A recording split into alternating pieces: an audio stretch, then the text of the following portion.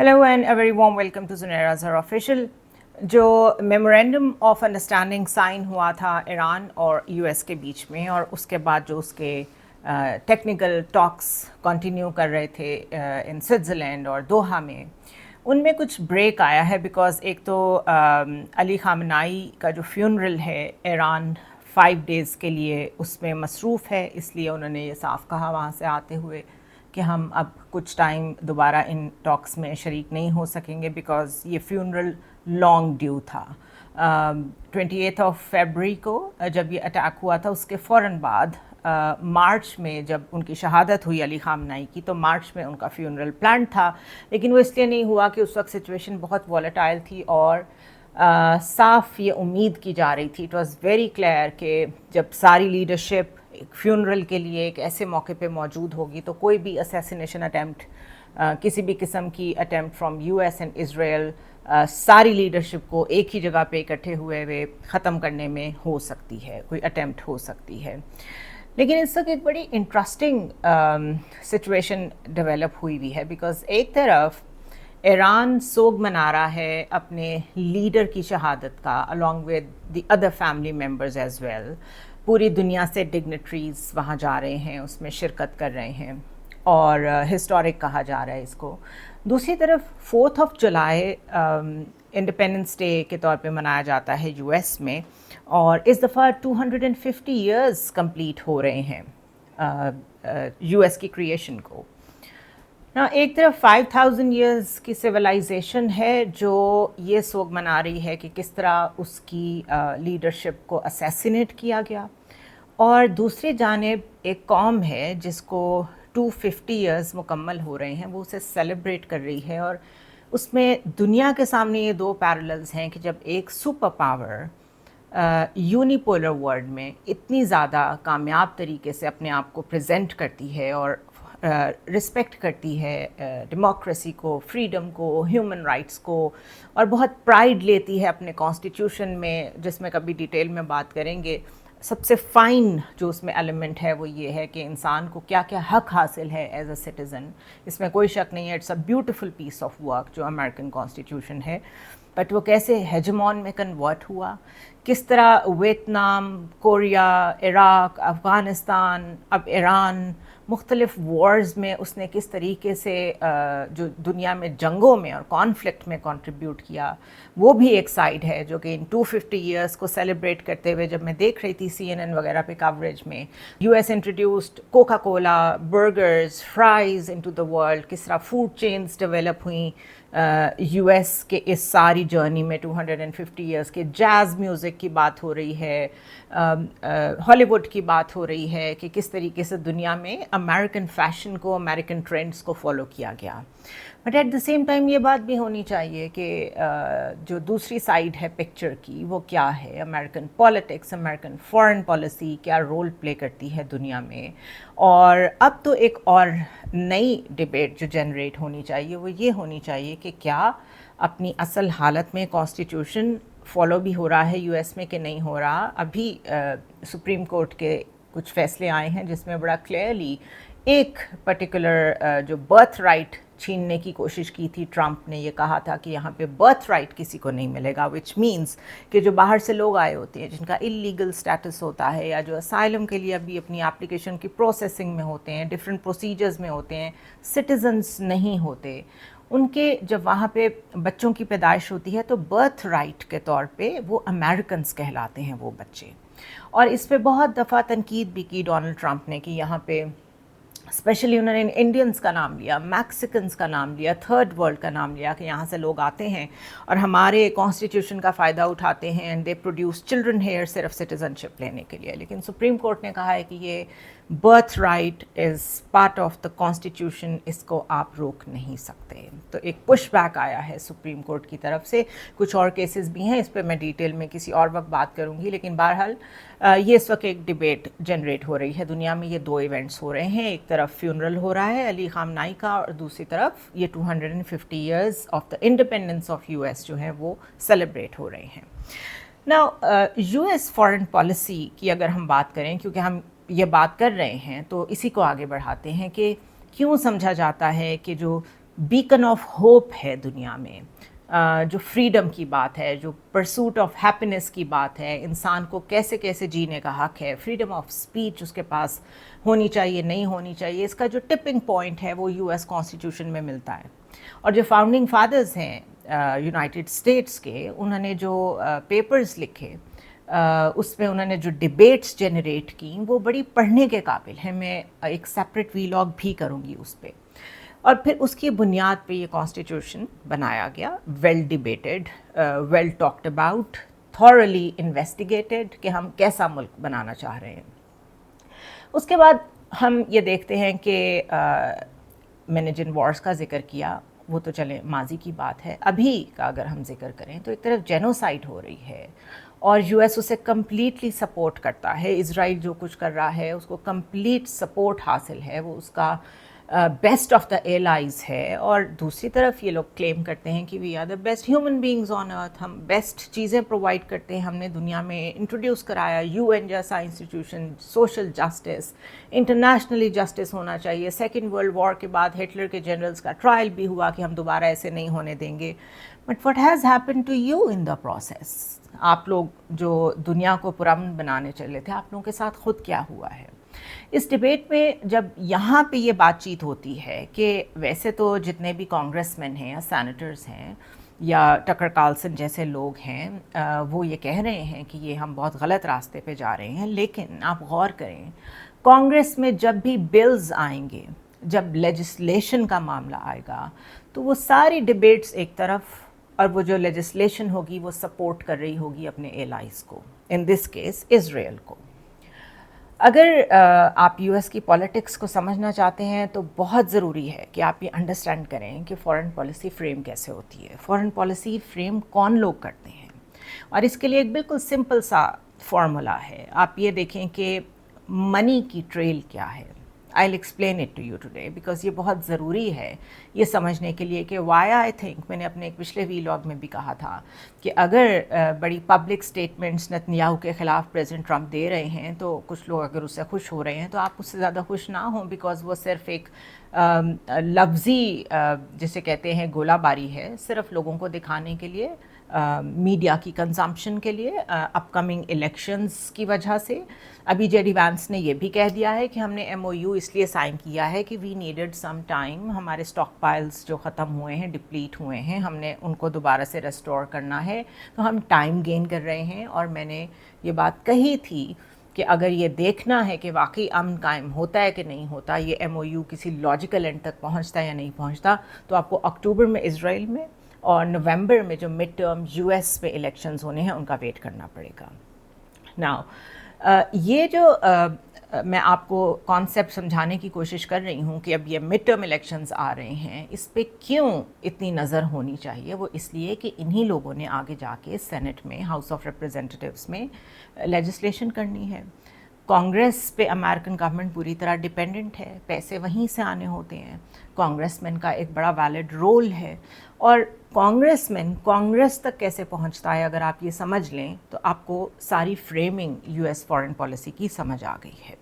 सो speeches, press conferences, human rights के बारे में बातचीत, नेशनल इंटरेस्ट के ऊपर स्टेटमेंट्स देना, ये सब सिर्फ मीडिया की कंजम्पशन के लिए है। एक्चुअल मशीनरी कैसे काम करती है, let's talk about that. United states में इलेक्शंस जीतना एक्स्ट्रा ऑर्डिनरीली एक्सपेंसिव है, बहुत पैसे लगते हैं। एक कंपेटिटिव सेनेट की अगर रेस की बात कर लें हम, तो जिसमें आप यूँ समझें कि एक सेनेटर बहुत इम्पॉर्टेंट है, उसने आगे जाके सेनेट में कुछ रोल्स प्ले करने हैं, तो क्या क्या एट स्टेक हो सकता है, यू कैन वेल इमेजिन। इसकी कॉस्ट तकरीबन होती है 50 मिलियन से लेके $100 मिलियन तक। यस, 50 मिलियन से $100 मिलियन तक पैसे स्पेंड होते हैं सेनेट की रेस में, sometimes even more than that. एक सिंगल सीट जो होती है हाउस ऑफ रिप्रेजेंटेटिव्स में, और अगर वहाँ बहुत क्लोज कंटेस्टेड एरिया हो, बहुत ज़्यादा एक जिसे कहते हैं ना बड़ा क्लोज मुकाबला हो दो कैंडिडेट्स का, तो वो $10 to $20 मिलियन की गेम होती है कम अज़ कम। Now think about this for a moment کہ یہ اتنا پیسہ کہاں سے آتا ہے ایک ایسے سسٹم میں جہاں پولیٹیشین اور پبلک آفس کے لیے جو لوگ الیکشن میں کھڑے ہو رہے ہیں ان کی بڑی ٹف اسکروٹنی ہوتی ہے، وہ کتنا ارن کر رہے ہیں، کہاں سے ارن کر رہے ہیں، اور جو لیگل منی ہوتی ہے وہ اتنی زیادہ نہیں ہوتی پولیٹیشینس کے پاس. تو وہ پیسے کہاں سے لیتے ہیں، وہ فنڈ کہاں سے کرتے ہیں اتنے مہنگے اپنے الیکشن کو. کچھ اس میں سے جو ان کی کنسٹیچوئنسی میں لوگ ہوتے ہیں وہ دیتے ہیں اسمال ڈونیشنز، ویری اسمال، $10 $50 $100، اور ظاہر ہے وہ میٹر کرتا ہے کیونکہ لوگ پاپولیشن کے لحاظ سے زیادہ ہوتے ہیں. لیکن میں نے بگ منی کی بات کی ہے، ایکسٹرا آرڈنری ایکسپینسو الیکشن کی بات کی ہے کہ یہ بہت مہنگے ہوتے ہیں الیکشن. وہ ایکچوئل پیسے جو کہ ٹیلی ویژن پہ ایڈز چلنے ہیں، جو کیمپین کا سٹاف ہے ان کو پے کرنا ہے، سوشل میڈیا کی ٹیمز ہائر کرنی ہے، اس کے آپریشنز رن کرنے ہیں، گراؤنڈ ورک کرنا ہے، ڈور ٹو ڈور جانا ہے، یہ سب اس لوگوں کے دیے ہوئے پیسوں سے پورا نہیں ہو سکتا. یہ بہت پاورفل لوگ ہوتے ہیں جو وہ بگ منی دیتے ہیں. سو billionaires, big corporations, and sometimes super PAC. Super is a normal word. PAC is PAC, Political Action Committee. اور سپر پیکس کا رول سینٹرل ہے، چاہے وہ سینٹ کے الیکشنز ہوں، چاہے وہ نارمل پریزیڈینشیل الیکشنز ہوں، یہ بہت بڑا رول پلے کرتے ہیں because the big money comes from them.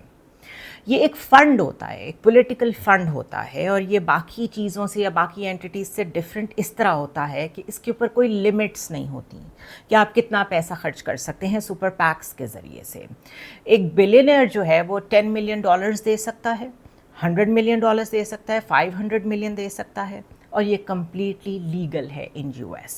Super pack کا جو ایک کانسیپٹ ہے اس میں پیسے کی کوئی حد نہیں ہے، یہ یاد رکھیں. The only rule is that جب سپر پیک کہیں بیٹھا ہو تو کینڈیڈیٹ کو آپٹیکلی اس کے ساتھ بیٹھے ہوئے نہیں نظر آنا چاہیے. They should not be in the same room.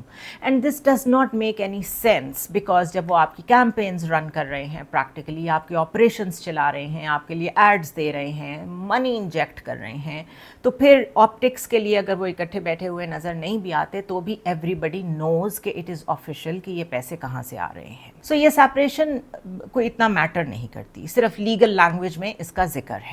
Super pack اتنی پلاننگ کے ساتھ آپ کی کیمپین چلاتی ہے کہ آپ کے ایڈز کیسے ڈیزائن ہونے چاہیے، کینڈیڈیٹ کا کون سا اسٹرانگ پوائنٹ سامنے آنا چاہیے. فار ایگزامپل وہ کتنا فیملی پرسن ہے، اس کی وائف کیا کرتی ہے، اس کے بچے کیا کرتے ہیں، وہ کتنے امریکن ہیں، وہ کتنے کرسچن ہیں، یا ان کا جس فیتھ سے بھی تعلق ہے اس کو بھی بہت ہائی لائٹ کیا جاتا ہے. اسی طرح جو اٹیکس رن کرنے ہیں اپوننٹ پہ، جو آپ کے مخالف میں الیکشن لڑ رہے ہیں، ان کے کس کس پوائنٹ کے اوپر ہٹ کرنا ہے، ان کے لیے کیا کیا چیزیں جو ان کو ڈیمیج کریں وہ لیک کرنی ہیں، یہ سب سپر پیک کے لیول پہ آپریٹ کرتا ہے. So it pays for everything جو کہ ایک آفیشیل کیمپین جو ہے خود نہیں کر سکتی سپر پیک کے بغیر. اور جو کینڈیڈیٹ ہے وہ اس سے بگ ٹائم بینیفٹ کرتا ہے. آپ اندازہ کریں ایک کارپوریشن اس کے پیچھے کھڑی ہے تو ٹیکنیکلی اس کے ہاتھ تو بالکل صاف ہیں، اس نے تو ٹیکسز اور ہر چیز کو بالکل سامنے شو کیا ہوا ہے کہ اس کے پاس تو پیسے نہیں ہیں، وہ تو لیگل طریقے سے تھوڑے بہت پیسے کماتا ہے، کہیں پروفیسر ہے یا وکیل ہے یا what ever he is doing, لیکن اس کو سپر پیک کے نام پہ ایک بہت بڑا فنڈ سپورٹ کرتا ہے. ناؤ یہ سسٹم کہاں سے آیا؟ سپریم کورٹ کا ایک ڈیسیجن آیا تھا 2010 میں جس کو سٹیزنز یونائٹڈ کہا گیا. اس میں کورٹ نے یہ کہا کہ جو پالیٹکس پہ پیسہ اسپینڈ کرنا ہے وہ ایک طرح سے فری اسپیچ کو سپورٹ کرنا ہے. جب آپ پالیٹکس کو سپورٹ کرتے ہیں تو آپ سٹیزنز رائٹ، ان کو کتنا حق حاصل ہے کہ وہ اپنی بات، right to opinion, right to speech کو ایکسرسائز کر سکیں، تو اس پہ کوئی حد نہیں ہونی چاہیے. یہ وہاں پہ ایک کیس چلا اور پھر یہ ڈیسیجن جو ہے اس نے امریکن پالیٹکس کو پرماننٹلی بدل کے رکھ دیا. نا اس کا یہ مطلب نہیں ہے کہ 2010 سے پہلے پولیٹیکل ایکشن کمیٹیز یا پیکس ایگزسٹ نہیں کرتے تھے. یہ آلریڈی ایک اسٹیبلشڈ امریکن الیکشنز کا پارٹ تھے، لیکن وہ بہت اسٹرکٹ ماحول میں آپریٹ کرتے تھے. ان کے فائنانسز کہاں سے آ رہے ہیں، کس اماؤنٹ سے زیادہ آپ اسپینڈ نہیں کر سکتے. یعنی ٹریڈیشنل پیکس جو ہیں وہ منی ریز کر سکتے تھے کچھ آرگنائزیشنز کے ذریعے سے، بگ انڈیویجولز جو کارپوریٹ ہیڈز ہیں ان کے ذریعے سے، لیکن اماؤنٹ جو وہ کلیکٹ کرتے تھے اور ڈونیٹ کرتے تھے ڈائریکٹلی ٹو دا کینڈیڈیٹ اور اسپینڈ کرتے تھے آن کینڈیڈیٹس، اس کے اوپر بڑا سخت ایک فیڈرل لمٹ مقرر تھی. کارپوریشن اور لیبر یونینز جو ہیں ان کے اوپر پابندی تھی کہ وہ اپنا جو ٹریجری فنڈ ہوتا ہے، وہ فنڈ بہت بڑا ہوتا ہے، کسی کارپوریشن کے پاس ہو یا لیبر یونین کے پاس ہو، آپ اپنے فنڈز نہیں یوز کر سکتے. تو وہ جو ان لمیٹڈ فنڈز کا کانسیپٹ آیا کہ وہ اتنے زیادہ پیسے کہاں سے آ سکتے ہیں، وہ 2010 کے اس ڈیسیجن کے بعد آیا، جس کے بعد ڈرامیٹکلی یہ چیز بالکل ختم کر دی گئی یو ایس الیکشن سے کہ کوئی پیسوں کی حد ہے جس کے اوپر آپ کو چیک کیا جا سکتا ہے کہ آپ یہ کہاں سے لگا رہے ہیں، کیسے لگا رہے ہیں، as long as there is a super PAC involved in your funding. یہ ڈیسیجن جو Citizens United versus Federal Election Commission تھا، یہ نیٹ پہ موجود ہے. اس پہ لکھا ہوا ہے کہ انڈیپینڈنٹ پولیٹیکل اسپینڈنگ اگر کارپوریشنز کر رہی ہیں اور یونینز کر رہی ہیں تو اس کو فرسٹ امینڈمنٹ جو ہے وہ پروٹیکٹ کرتی ہے. لہٰذا اس رولنگ نے سپر پیکس کو کریٹ نہیں کیا، اس نے آلریڈی ایگزسٹنگ ٹریڈیشنل جو پیکس تھے جن کے اوپر بہت سخت چیکس اینڈ بیلنسز تھے ان کو ہٹا دیا اور اس کو ان لمیٹڈ کر دیا. اور اس کانسٹیٹیوشنل فاؤنڈیشن سے پھر الیکشنز کی شکل ہی بدل گئی. یہ سب چیزیں پبلک کنزمپشن کے لیے فیڈرل الیکشن کمیشن کی ویب سائٹ پہ موجود ہیں. جس سپر پیک کو آپ فالو کرنا چاہیں آپ جا کے دیکھ سکتے ہیں کون کس کو کتنا فنڈ کر رہا ہے. It is open because it is legal. اور اسی طرح لابنگ بھی لیگل ہے یو ایس میں. یہی سپر پیکس جو ہیں یہ لابنگ بھی کرتے ہیں. واشنگٹن پوسٹ نے اسی انفارمیشن کی بیس پہ ایک انالیسس پوسٹ کیا ہے جس میں انہوں نے بتایا کہ جو آنے والے 2026 کے سینٹ الیکشنز ہیں اس میں کون سے ایسے لوگ ہیں جو بہت قابل ذکر ہیں، جو بہت بگ منی انویسٹ کر رہے ہیں یا انجیکٹ کر رہے ہیں into these mid term elections. اب یہ جو سپر پیکس ہیں اس میں کچھ ریپبلکن لیننگ ہوتے ہیں، کچھ ڈیموکریٹس لیننگ ہوتے ہیں. یعنی کچھ ریپبلکنس کو سپورٹ کرتے ہیں تھورولی، ٹوٹل ان کی ہر آئیڈیالوجی کو، ہر بیس کو، ہر پالیسی کو سپورٹ کرتے ہیں بلائنڈلی. کچھ بلائنڈلی سارے ڈیموکریٹس کو سپورٹ کر رہے ہوتے ہیں، ٹوٹلی تھورولی ان کے ساتھ کھڑے ہوتے ہیں. کچھ ایسے ہوتے ہیں جو پالیسی ٹو پالیسی دیکھتے ہیں کہ ہم نے کس سائڈ کی جماعت کی کون سی پالیسی کو فنڈ کرنا ہے. جو ابھی تک ریپبلکنس کو سپورٹ کرنے والے ڈونرز ہیں وہ تقریباً $880 ملین اسپینڈ کر چکے ہیں. ڈیموکریٹس کو جو ڈونرز سپورٹ کرتے ہیں وہ 290 ملین ابھی تک سپورٹ کر چکے ہیں. اور تقریباً 200 ملین ان گروپس کی طرف سے دیا گیا ہے دونوں پارٹیز کو جو ایشو بیسڈ انویسٹمنٹ کرتے ہیں یا سپورٹ کرتے ہیں یا فنڈنگ دیتے ہیں. اب اگر ڈونر لسٹ میں آپ ٹاپ پہ دیکھیں تو ایلون مسک کا نام ہے. وی آل نو کون ہے وہ، C E O of Tesla and SpaceX and many other businesses. یہ وہی ہیں جنہوں نے ٹرمپ کی ایڈمنسٹریشن جیسے ہی آئی تھی، جیسے ہی انہوں نے گورنمنٹ سنبھالی تھی، انہوں نے گورنمنٹ ایفیشنسی پروگرام کے نام سے ایک پورا ڈپارٹمنٹ قائم کیا تھا. اس کو یہ رن بھی کرتے رہے ہیں. پینٹاگون کے بے تحاشا کانٹریکٹس ان کے پاس ہیں. ان کی سیٹلائٹ کی جو چین ہے وہ کس طریقے سے پینٹاگون کو انفارمیشن شیئرنگ میں ہیلپ کرتی ہے. سو ہی از آن دا ٹاپ بیسکلی.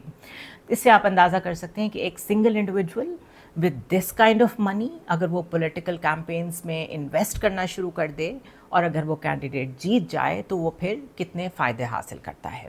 پھر جیف یاس کا نام ہے جو کہ وال اسٹریٹ کے جتنے سب سے پاورفل ٹریڈرز ہیں ان میں ٹاپ پہ ان کا نام آتا ہے. گو کہ یہ بہت پبلک نہیں ہیں، بہت زیادہ سوشل لائف میں یہ ان نہیں ہیں، لوگ ان کو اتنا نہیں جانتے، but he is a quiet but one of the biggest donors from Wall Street.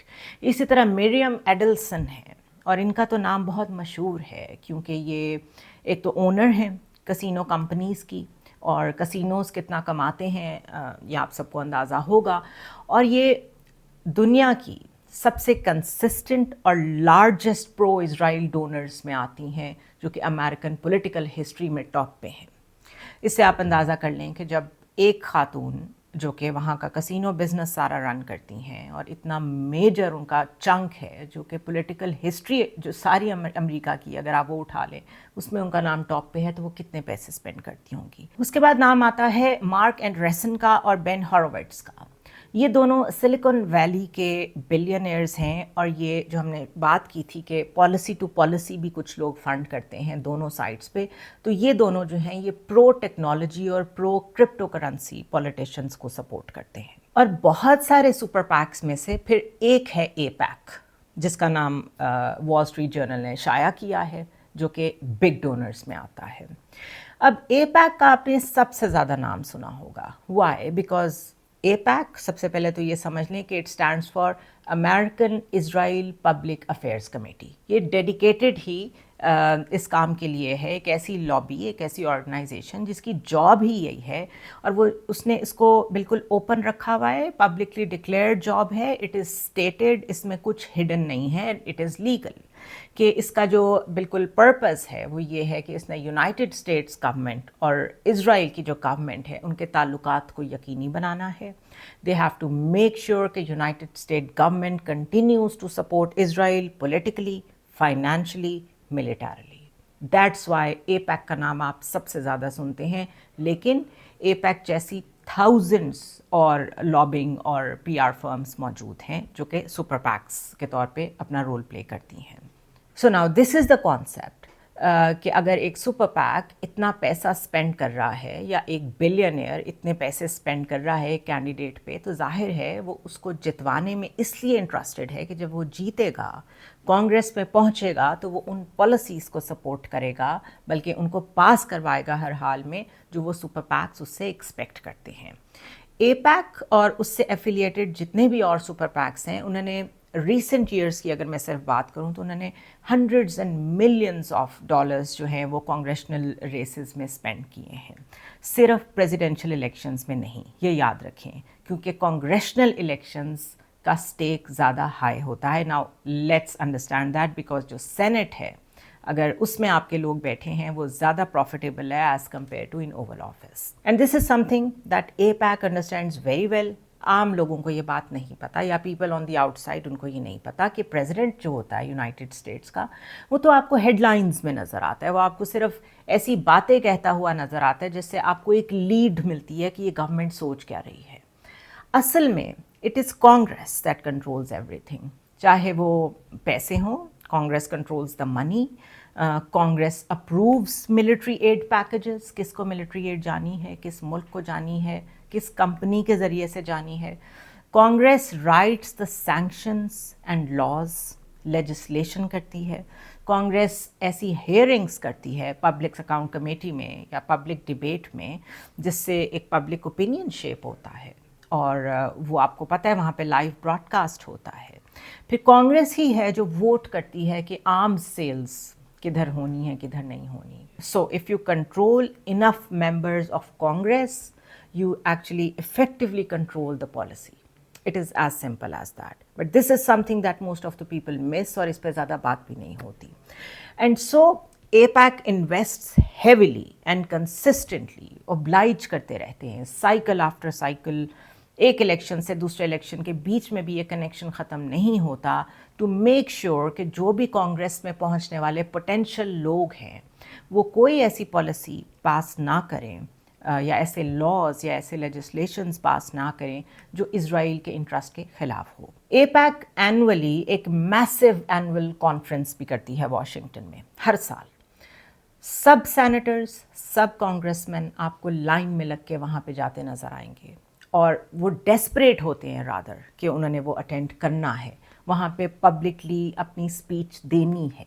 Y? Because they want to be seen there, this is the signal, they know it matters कि वो वहाँ हैं कि नहीं हैं, और डोनर कम्युनिटी को ये बताने के लिए कि हम आपके साथ हैं, हम में इन्वेस्टमेंट करें, ये एक पूरी एक्सरसाइज है जो हर साल होती है।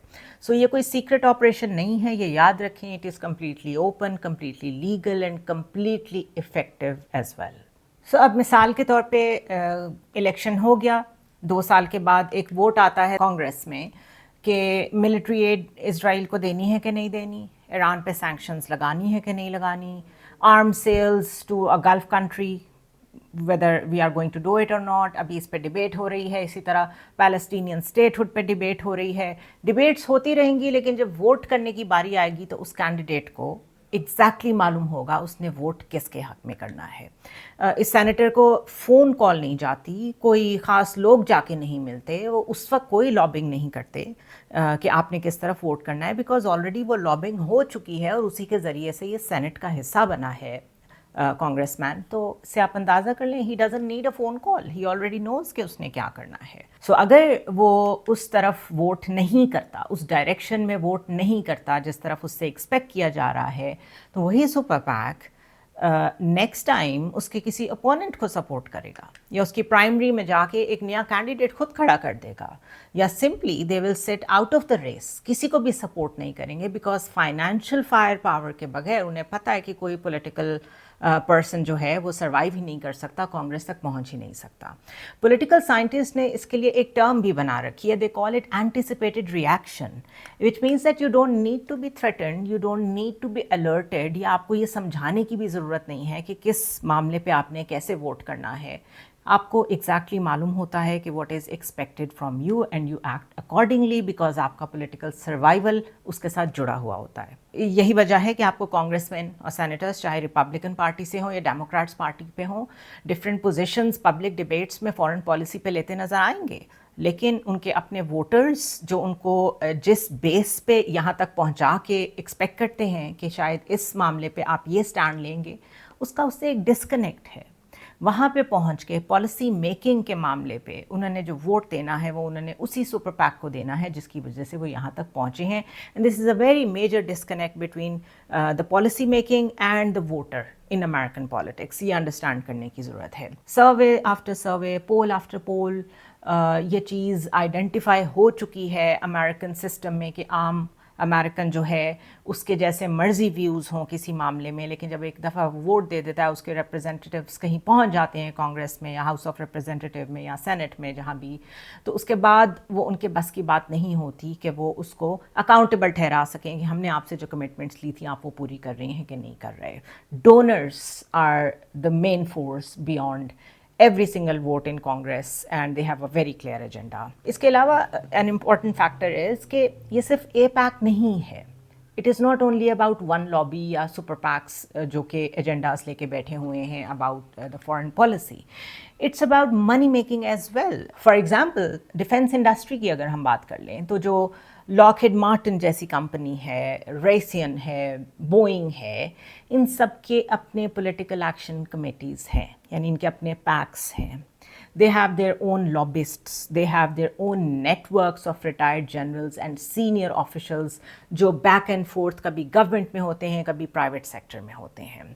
इसके लिए एक वाशिंगटन में टर्म यूज़ होती है जिसको रिवॉल्विंग डोर कहते हैं, जिसमें you are constantly moving between one very important position to another. कभी आप इस तरह की किसी बहुत बड़ी डिफेंस प्रोक्योरमेंट की कंपनी में एग्जीक्यूटिव के लेवल पे बैठे होंगे और कभी आप गवर्नमेंट में बैठे होंगे, यानी वन वे और दी अदर ये जो कंपनीज़ हैं ये फ़ायदे में ही होती हैं और पॉलिसीज़ के पीछे इनका भी हाथ होता है।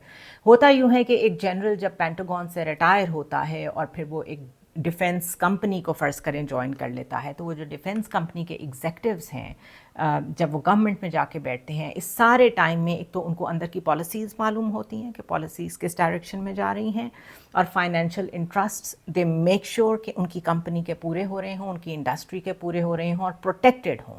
सो पूरी इंडस्ट्री सिस्टम के अंदर से प्रोटेक्टेड होती है, इसलिए आपको ये कभी लॉस में नज़र नहीं आएंगी।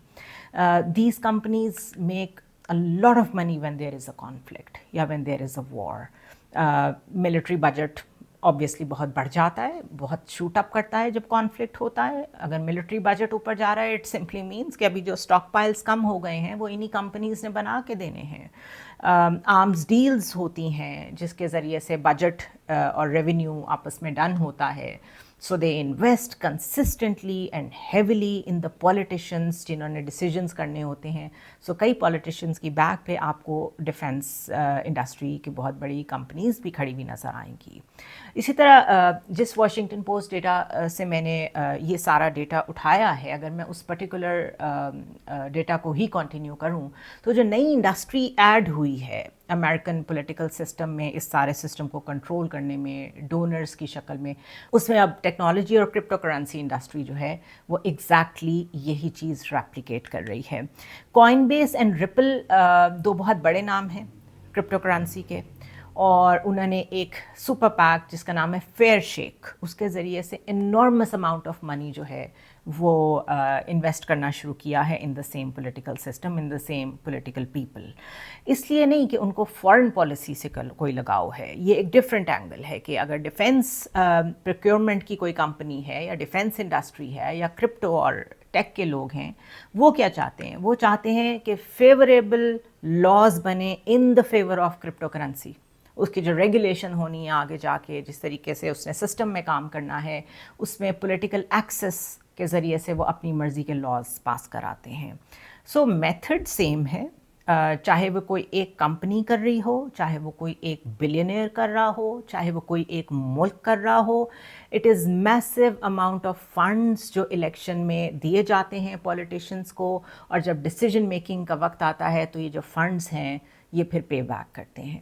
سو نیکسٹ ٹائم اگر آپ کو انڈیپینڈنٹ انالسٹس جن کا بہت نام ہو انالیسس کی فیلڈ میں یہ کہتے نظر بھی آئیں کہ آپ اس جگہ پر مزید آرمز نہ سپلائی کریں، یو ایس کے لیے یہ اچھا نہیں ہے، اور اس کے باوجود آپ وہ منی آرمز میں انویسٹ ہوتے دیکھیں، وہ ڈیلز ہوتے دیکھیں، تو آپ سمجھ جائیں کہ اس کے پیچھے انویسٹمنٹ موجود ہے. اس لیے اس سے پیچھے ہٹنا اس پرٹیکولر گروپ یا اس ملک کے بس کی بات نہیں ہے، اور وہ چاہتے بھی نہیں ہیں، بیکاز اٹس اباؤٹ منی. کئی دفعہ تو یہ بھی ہوتا ہے کہ کانگریس ایسی ریزولوشنز پاس کر دیتی ہے جس کے خلاف اسٹیٹ ڈپارٹمنٹ بھی ہوتا ہے، اور فارن پالیسی کے ایکسپرٹ اس کے خلاف مستقل بول رہے ہوتے ہیں، لیکن کانگریس اس کو پاس کرے گی، بیکاز جو کانگریس میں لوگ بیٹھے ہیں، اور جو میں نے شروع میں بات کی تھی کہ یہ بات ڈونرز بڑی اچھی طرح سمجھتے ہیں کہ پریزیڈنٹ میں انویسٹ کرنے کی ضرورت نہیں ہے، you need to invest in the Congress main.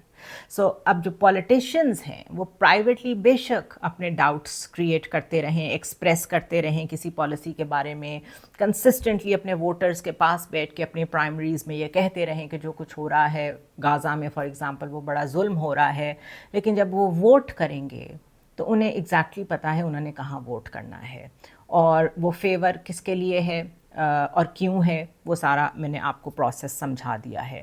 This is not even a conspiracy theory. A lot of people think it is a conspiracy theory کہ ایسا ہوتا ہے. This is open. آپ کسی امریکن ڈیٹا بیس پہ جائیں، کسی سپر پیک کا نام ڈالیں، یہ کانسیپٹ ڈالیں، اور اس کے بارے میں لیگل ڈیسیجنز کیا آ چکے ہیں ابھی تک. بہت سارے ڈیسیجنز آئے ہیں، آپ دیکھیں کون کون سے ڈیسیجنز آئے ہیں، اور اس میں کتنی x amount of money involve ہے، کیا کوئی حد ہے پیسے کی یا نہیں ہے. آپ سب کچھ خود اسٹڈی کر سکتے ہیں. یہ جو میں نے آپ کے سامنے سارا ڈیٹا رکھا ہے، اور جس واشنگٹن پوسٹ انالیسس کی میں بات کر رہی ہوں، it is entirely reference from official federal Election commission data جو یو ایس کا ہے. آپ لوگ بھی اسے فالو کر سکتے ہیں. Information is available for anyone who wants to look. So this might help you کہ وائی آئی سیڈ کہ اگر آپ یہ جاننا چاہتے ہیں کہ میمورینڈم آف انڈرسٹینڈنگ جو ہوا ہے یو ایس اور ایران کے بیچ میں، کیا یہ کسی لاجیکل اینڈ تک پہنچے گا؟ اس میں اتنے بڑے بڑے وعدے کر لیے گئے ہیں، اتنی کنسیشنز دی گئی ہیں ایران کو، کیا یہ واقعی ہوگا؟ یہ سیکیورٹی کاؤنسل کے لیول تک پہنچ کے بائنڈنگ ہوگا؟ تو اس سب کے لیے ایک ہی لٹمس ٹیسٹ ہے، وہ یہ ہے کہ اکتوبر میں ہونے والے اسرائیل کے الیکشنز کو نظر میں رکھیں، اور اس سے زیادہ سینٹ کے جو مڈ ٹرم الیکشنز، اور اس سے بھی زیادہ جو یو ایس کے مڈ ٹرم الیکشنز آ رہے ہیں، اس کو آپ گزرنے دیں، اس کو نظر میں رکھیں. اس کے بعد یو ول ایکچولی انڈرسٹینڈ کہ ڈیسیژن میکنگ کیا تھی، کیا یہ ٹائم گین کیا گیا ہے. اور جے ڈی وینس تو ایک جگہ پہ کہہ بھی رہے تھے اوپنلی کہ ہم نے تو اسٹاک پائل جو ڈپلیٹ ہو گیا ہے اس کو ری اسیس کرنا ہے، اس لیے ہمیں ٹائم کی ضرورت ہے. سو اس ایم او یو کے ذریعے سے ہمیں وہ ٹائم بھی اویلیبل ہوا ہے. تو fingers crossed, but this is all maths. اس میں کوئی کانسپریسی نہیں ہے، اس میں کوئی ہڈن فارمولاز نہیں ہیں. دس is all in the open. We exactly نو کہ کانگریس کس طرح کام کرتی ہے، اور کیا آپ یہ امید کرتے ہیں کہ ٹرمپ کے پبلکلی نتنیاہو کو بہت سخت الفاظ کہہ دینے سے کوئی فرق پڑتا ہے؟ تو آئی ووڈ ایڈوائز یو کہ یو شوڈ فالو دا منی، کہ کانگریس مین کو پیسے کہاں سے آ رہے ہیں. ڈیسیجنس تو اس کی بیس پہ ہونے ہیں. سی یو نیکسٹ ٹائم.